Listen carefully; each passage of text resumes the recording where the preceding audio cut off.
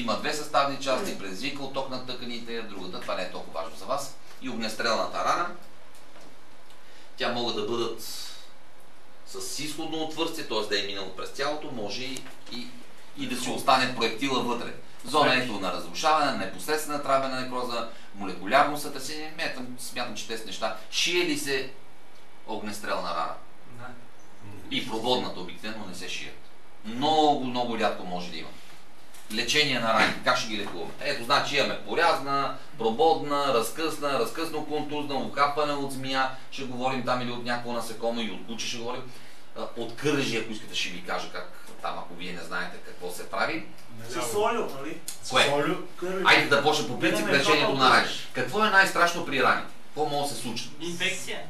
Едното да, но то е малко по-назаден план. Първо трябва да се спре кръвотечението. Кръвотечението. Значи голям кръвоносен съд, особено артериален кръвоносен съд, може много бързо да загубите страшно много количество кръв.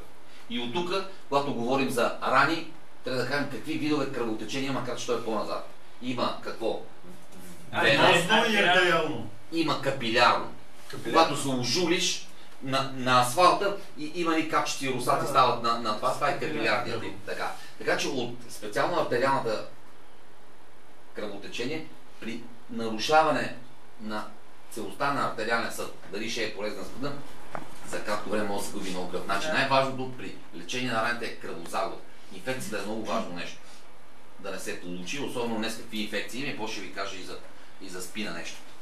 Почистване на раните от грубо замърсяване започва от участие. Може да има земя, от нея съвзи, с какво се ви удари, дали се почиства.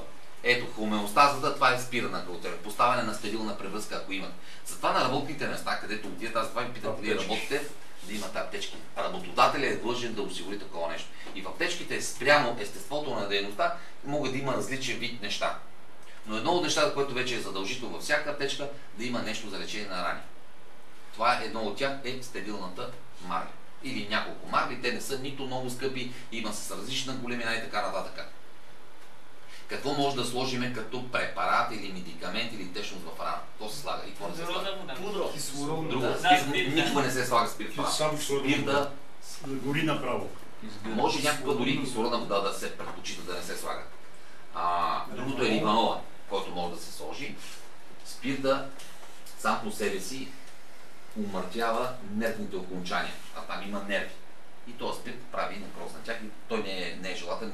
Не, че не е желателен, другото нещо, което предизвика страшно силна бол. Служете някакъв път да видите спирт. Това е абсолютна глупост. Искаш да си причиниш нещо. Какво може да си сипеш? Ако искаш на него да му направиш още повече болка, отколко го забравя, си да. Може и сол.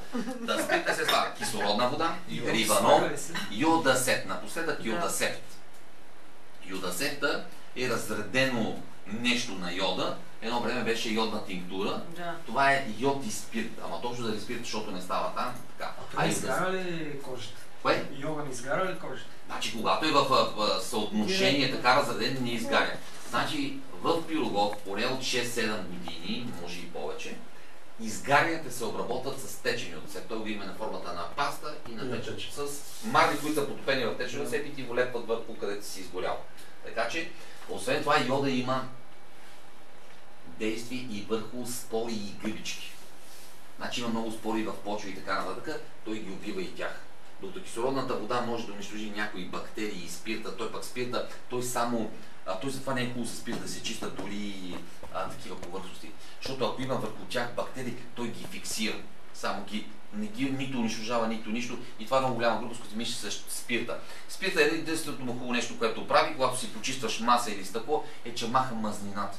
А по кожата сумати умрели клетки, които са останали, те са мазни с спирта го изчистваш. И затова хубаво се чисти, особено стъклата на колата и така, страшно хубаво ги спирти. Но там е друга идеята.